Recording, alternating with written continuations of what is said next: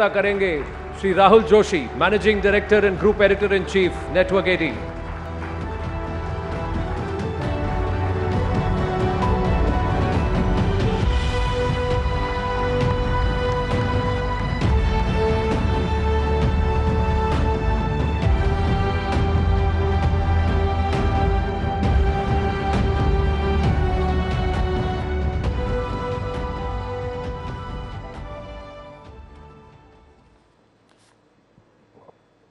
अमित जी, आपका हमें समय देने के लिए आपका बहुत बहुत धन्यवाद।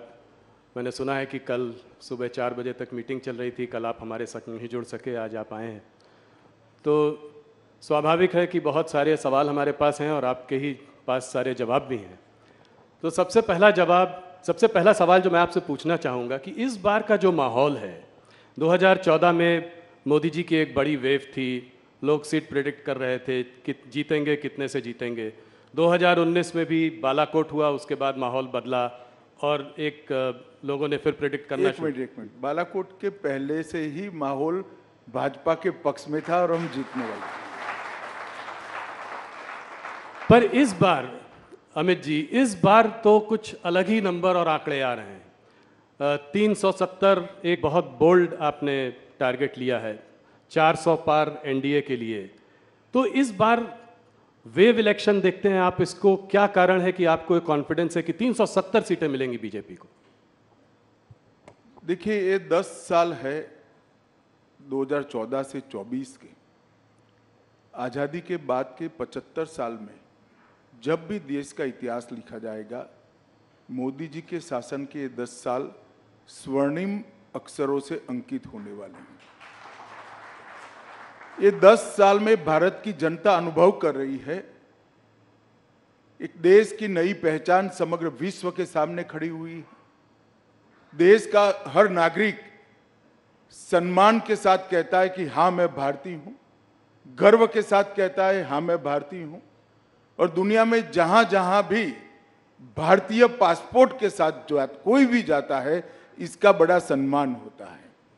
ये 10 साल में विकास की प्रक्रिया से पूर्णतया कटे हुए 60 करोड़ गरीब, जिनको 70 साल की आजादी के बाद भी बैंक अकाउंट नसीब नहीं हुआ था, घर में टॉयलेट नहीं था, घर में गैस नहीं था, घर में बिजली नहीं मिली थी, नल से पानी नहीं मिला था, खाने के लिए बड़ी मशक्कत करनी पड़ती थी, स्वास्थ्य की सुविधाएं नहीं थी।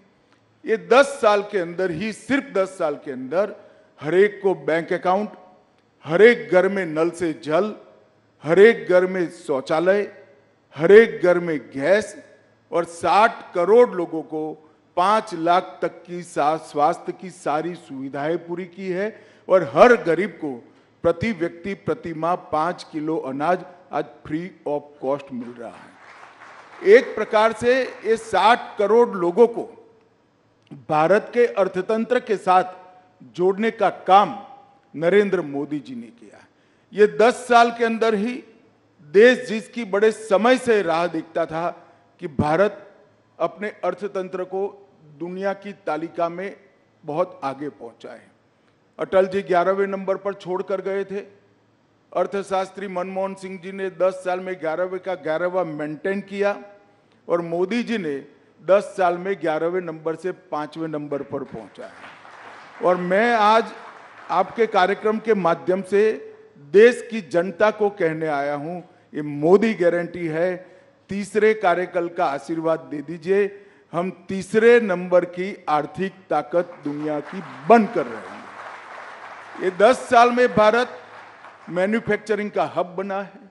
ये 10 साल में डिजिटल क्रांति सब्जी वाली से लेकर बड़े बड़े कॉरपोरेट तक ट्रांसलेट कर गई है।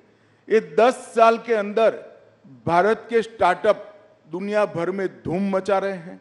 ये 10 साल के अंदर ही एक सर्वग्राही, सर्वस्पर्शीय और सर्वसमावेशी शिक्षा नीति का आगाज